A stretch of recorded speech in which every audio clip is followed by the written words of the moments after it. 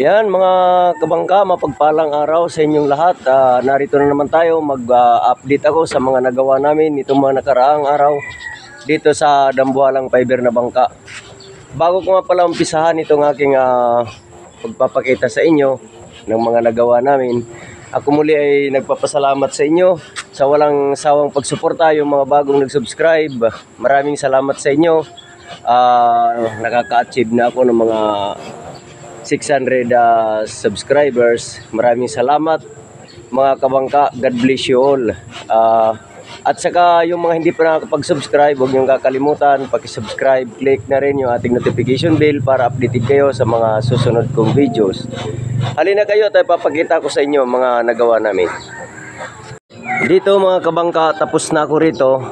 Yung mga naroon nito sa mga una kong video, tapos na ako dito mga kabangka. Ayan, hindi nga pala ako nakapag-video nitong mga nakaraang araw dahil putol-putol ang aming trabaho dahil doon sa ulan. Ang aming mga gawain ngayon ay kadalasan narito na sa labas. Nagpipinising kami mga kabangka. Nagra-grinder. Dito, nagra-grinder nga pala ako dito sa loob na ito. Yan, nagra-grinder ako dito para lagyan na rin ng pure resin. Dito naman ang aking kasama. Dito naman si Oliver. Dito rin siya nagra-grinder. Sa mga budiga kami ngayon, dalawa. Dito naman tayo mga kabangka sa Kamarote. Dito, okay na ito. Ang gumagawa naman dito si Junil. Siya naman ang nakatuka dito. Dito mga kabangka, hindi ko pa na kuhanan ng pure resin yan dahil meron pa akong mga mga tinapalan. Yan mga kabangka, pero isusunod ko na rin yan ngayong araw siguro dahil siguro ay nagpakita ng magandang araw ngayon ang panahon. Sana tuloy-tuloy maghapon. Dito naman tayo sa loob mga kabangka, ipapakita natin medyo malaki ang improvement dito sa loob dahil napukusan nila Jeramil at saka nila Kidlat, ating mga kasama, sila Puto. Yan. Dito mga kabangka, sa loob ng mga budigang ito, mga manhole na ito, mga nakafinishing na yan.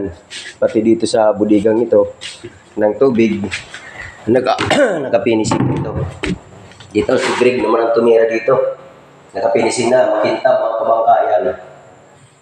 Parang pininturahan pero hindi po pintura yun. Natin munang tatakipan. Hindi ko pa nalalagyan ito ng handle mga kabangka. Ito, pero okay na yan mga kabangka. Dito na tayo sa mga kabangka. Kung mapapansin niyo sa una kong mga video, wala pang mga side. Ngayon kumpleto na rito mga kabangka. Ang isusunod na lang nilang gagawin dito, yung takip na. Sila naman ang magpupokus sa takip dito kasi naroon ako sa labas dito. Sila ang gagawa ng takip niyan. Ito naman ay tapos na rin ito dito sa loob mga kabangka. Tapos na yan dyan na finishing na yan ni Greg. Si Greg ang tumira dito. Dito naman ang tumira naman dito sa kuwan na ito, yung tatlo sila ditong tumira, si Kidlat, si Jeramil at saka si Junil. Pinagtulong-tulungan din na ito dito. Ito, dito naman mga kabangka, finishing na lang din ang kulang nito. Pero kuwan na ito. Tapos na ito rito mga kabangka at saka takip. Si Greg naman, patuloy naman siya sa kanyang pag-finishing din, pag-grinder. Katulad ng mga ginagawa namin doon sa budiga. Narito na siya dito sa engine room. Dito siya sa engine room. Yan, kung mapapansin po natin, mayroon siyang mga grinder. Siguro diyan mga kabangka, baka 4 na bisis ng grinder. Kumbaga sa baka nabawasan na ng mga 2 ply yan sa sobrang kagra-grinder na. Panay na lang grinder namin. Iyan ay baka nabawasan na ng 2 ply. Yan. Pero makapal naman yan dyan, mga kabangka, 8 ply yan. Ayan. Dito sa taas, okay na yan dyan. Doon sa mga una nating mga video, okay na. Ang susunod naman, pagka natapos na dito, sa baba at natapos kami doon sa unahan sa mga budiga, ang isusunod namin lahat kisame. kisame at saka yung mga sidings, mga dingding natin mga kabangka. Iyon ang ating mga isusunod. Ayan. Ayan, dyan sa mga lugar na yan. At kisame. Lahat ito, pati mga kisame diyan. Pero bago namin yan mampisahan dito, sa kisame dito, sa taas, kailangan mauna muna para pababa ang aming gawa. Ayan mga kabangka. Yan ang ating update ngayong araw mga kabangka. Dito naman tayo sa Kamaruti, lalabas tayo. Hindi na ako aakyat mga kabangka kasi wala namang ganun pa rin naman doon sa una nating mga video. Yan, ang susunod naman dyan, si Junil naman ang titira uli. Kung makikita natin yung design ng railing niya na maliit lang. Yan. Yan, yung kahoy na yan. Gagawing ano yan, dilaw. Dilaw ang kuwan yan mga kabangka, ang kulay. Dito tayo mga kabangka, yung fiber, hindi naman yan nilinisan pero naging malinis siya dahil sa ulan mga kabangka. Ilang araw din tayong nag-uulan dahil sa low pressure. Wala namang bagyo pero baka sabi nila may low pressure. Ayan yung ating yati-yati. Ganon din doon sa kabila. Kung mapansin natin, narito pa yung ating nilalatayan. Wala pang mga kasama ito. Yung pang hinihintay mga kabangka para makumpleto rito. Doon sa kabila, kumpleto na yun mga kabangka. Yung aking, katulad dito aking nilalatayan. Yun, kumpleto na yun. Dito naman tayo mga kabangka sa kabila. Dito tayo, pipisto. Kaya medyo nagpapakita si Haring Araw. Sana tuloy-tuloy at mayroong akong mga bulinaw na ibibilad. Yan o, yung ating yati-yati. Natingin tayo sa ating sides. Double sides tayo, papakita natin. Ayan, dito sa bandang kanan ito. Kung haharap ka doon sa unahang ruda.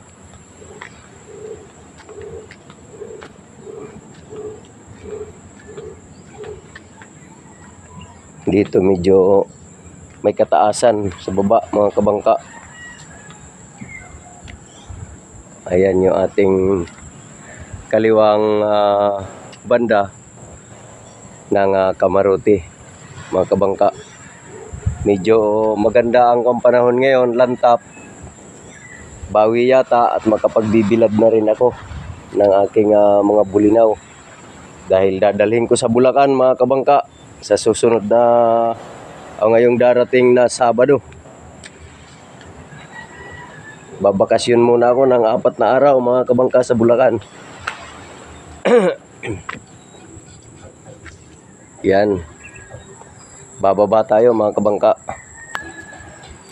Ito yung ginawa namin dating hagdanan. Medyo may kataasan mga kabangka. Kaya pagka-ingat lang, pag nadulas tiyak maganda ang kalalagyan sa baba. Ating ikutin ang bangkang ito mga kabangka. Nasa bandang likuran tayo.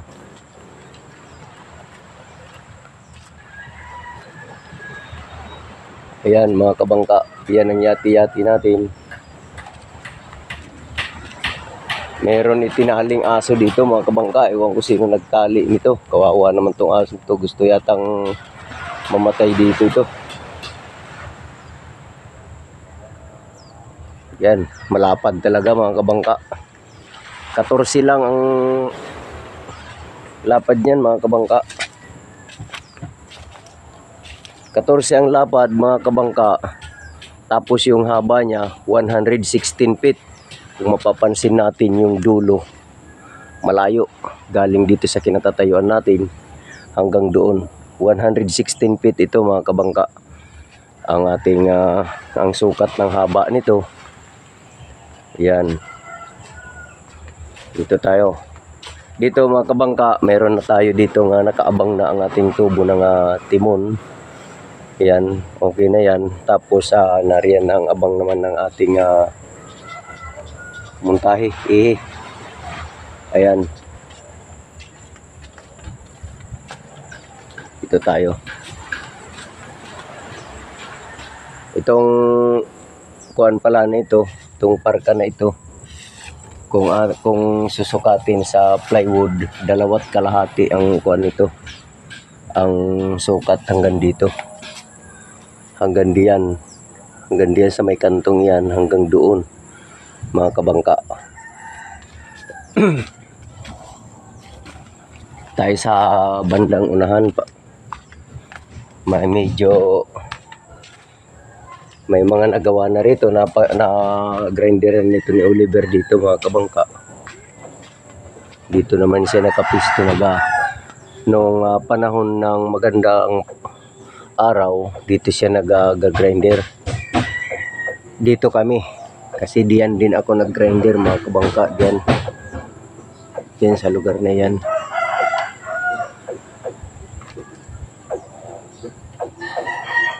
Yan, ito yung ating roda sa unahan, napakataas, mga kabangka. Ayan. Ang ating unahan nga pala, kung mapapansin ninyo, may kanipisan. Manipis. Ang disenyo kasi nito, sa unahan, manipis.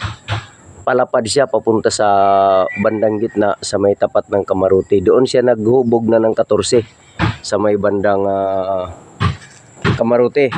Tapat ng kamarote. Dito kasi kaya ginawa nila ang disenyo ito ni boss kasi para daw yung taas na yun magbabalanse sa pagbasag ng alon, mga kabangka, kasi manipis siya at saka hindi masagal doon sa silig sa alon, sa karagatan. Hindi siya masagal, mga kabangka, dahil may manipis. Kung papansinin natin, ang dito sa unahan kasi nito, yung mother post dito, ang sukat lang yan, mga kabangka, 11. Habang paatras siya ng paatras, narito banda ang kanyang unang mother post. Sa pangalawang mother post dito, medyo palapad siya ng palapad. Hanggang sa mother post uli dito, palapad siya ng palapad hanggang mother post ito. Hanggang sa nakarating dito sa bandang ito, mga kabangka, ang mother post na ito dito. Dito na nag-umpisa ang 14, papunta doon naman sa likod, mga kabangka. Kaya kung napapansin ninyo doon sa video natin, medyo may kanipisan doon kasi ang hubog niya nito galing dito sa 14, nagpaliit siya ng paliit hanggang sa umabot ng 11 hanggang dito, mga kabangka. Yan ang ginawa nilang disenyo para hindi masagal. Kasi ang ating makina na ikakabit dito, mga kabangka, 6D40, mga kabangka. Ayan, sa mga shoutout sa mga mahilig sa Puso Mitsubishi. Ayan, yan ang ating dito, 6D40 ang ating makina dito. Tapos ang transmission natin ay hydraulic 5:1, mga kabangka, parang loader. Okay, mga kabangka. Yan, mga kabangka, bago ko tapusin ang video natin na ito, kumuli ay magpapasalamat sa inyong lahat sa walang sawang pagsuporta at sa paghihintay sa aking video ito. At saka sa shoutout ko yung aking mga kaibigan na laging mga nakasuporta, top line kung tatawagin, sa linya ng aking comment section, sila Jefferson Malabatuan, sila Cedric Cuerdo. Yan yung mga kuan natin sa ating comment section. Sila Kabady Dunyang, sila Art Venture TV, Raps TV, sila Giovanni Works ng Jinsan, shoutout sa inyo, idol.